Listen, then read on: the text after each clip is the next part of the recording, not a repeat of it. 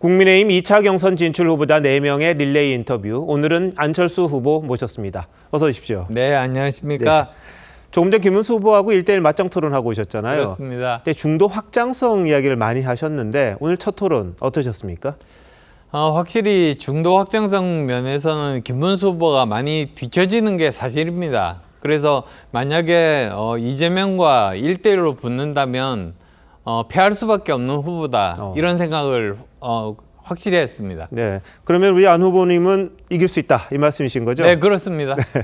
자, 근데 4강에서는 사실 뭐 나경원 후보와 좀 접전을 벌였다 이런 이야기가 있습니다. 뭐 결과는 잘 모르겠습니다만 어쨌든 4강 진출을 하셨는데요.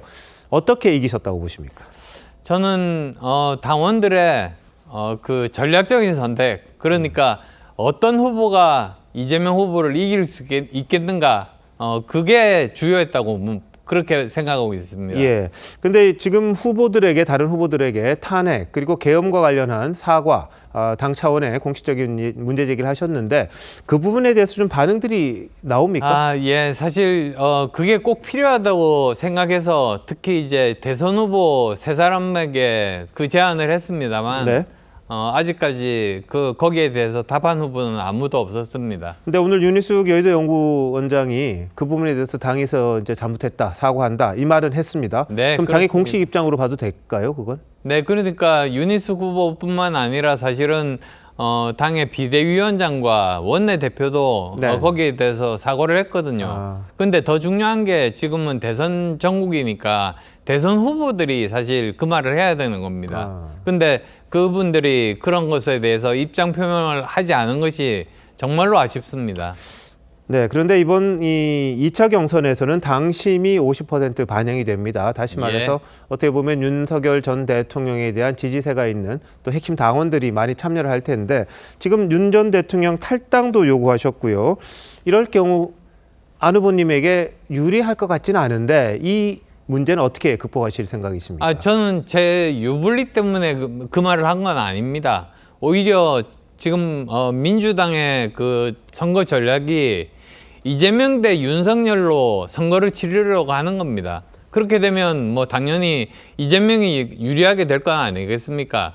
근데 아마 우리 당이 승리하기를 가장 바라는 분이 윤 전 대통령이실 겁니다. 그래서 저는 윤 전 대통령께서 제대로 상황을 파악하고 거기에 따라서 결심을 하실 거다. 그렇게 생각합니다. 그럼 뭐 경선에 뭐 이른바 개입을 한다든지 아니면 또 최종의 그 대선 과정에서 무슨 역할을 한다든지 그런 거는 안 하실 거라고 보시는 거죠? 예, 그렇습니다. 네.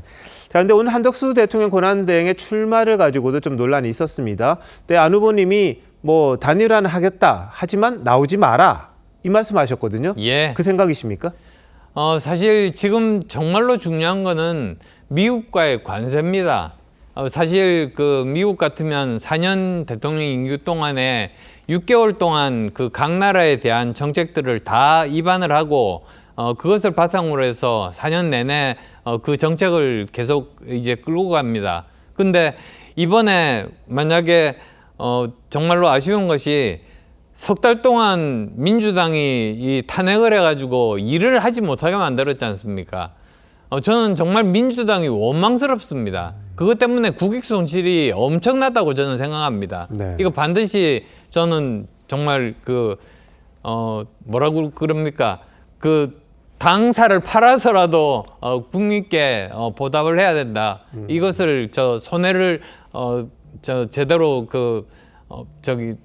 제대로 보충을 해야 된다 이렇게 생각을 하고 있고요. 네네. 근데 근데 남은 기간은 30일밖에 없으니까 저 한덕수 총리가 하루에 뭐 그 관세를 1%라도 낮추면 그 네. 돈이 얼마나 어마어마합니까? 그래서 저는 거기에 집중하는 것이 우리나라 국익에 엄청나게 도움이 된다 이런 생각을 하고 있습니다. 그러니까 한대행의 출마는 안 했으면 좋겠다. 그래서 출마의 강을 건너지 마시라 이렇게 글을 올리셨습니다. 예. 근데 만약에 출마를 결심을 하고 단일화를 하게 된다. 예. 그럴 때 우리 안 후보님이 후보가 되셨을 때는 어떤 식으로 대처하실 생각이십니까? 네, 뭐 만약에 그렇다면 같이 힘을 합해야죠.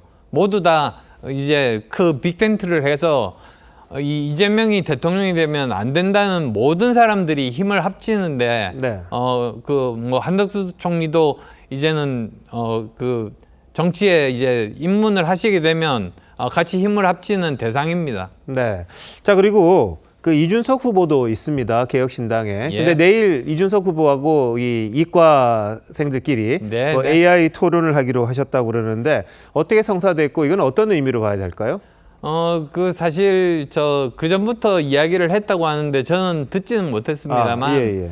결국 저 주위 사람을 통해서 이제 같이 이야기를 나누고 싶다는 그런 이야기를 들었습니다. 네. 그리고 그 주제 자체가 제가 제일 원하는 미래와 청년에 대한 문제, 그러니까 AI라든지 다른 여러 가지 기술이라든지 연금 이런 문제에 대해서 이야기를 나누고 싶다고 합니다. 그리고 또 지금 보면은 법률가는 과거를 다루지 않습니까? 그런데 미래를 다루는 사람은 경영자 아니면 과학자거든요.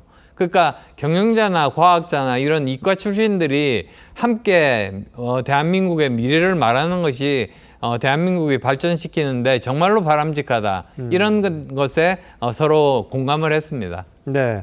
만약에 이준석 후보와도 단일화가 필요하다면 언제든지 손을 내미실 생각이 있으십니까? 네, 그렇습니다.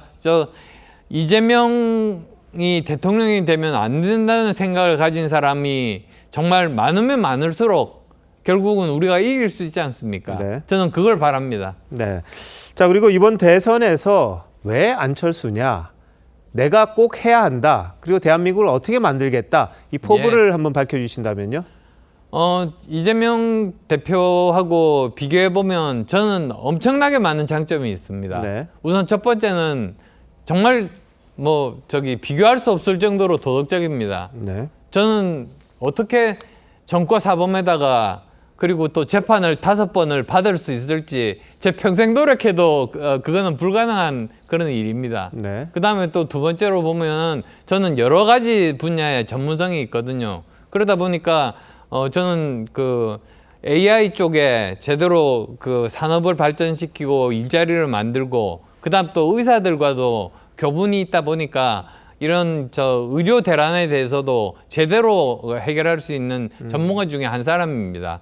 거기다가 저는 제 목숨을 걸고 지난 2020년에 대구 코로나 의료 봉사를 했지 않습니까? 그렇게 말이 아니라 행동으로 보여주는 정치인이라는 점 말씀드리고 싶습니다. 네.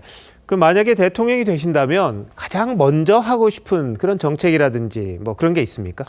저는 AI 쪽입니다. AI요? 예, 마치 그 박정희 대통령께서 경부 고속도로를 만들어서 산업화를 성공시켰듯이 저는 AI 고속도로를 만들고 싶습니다.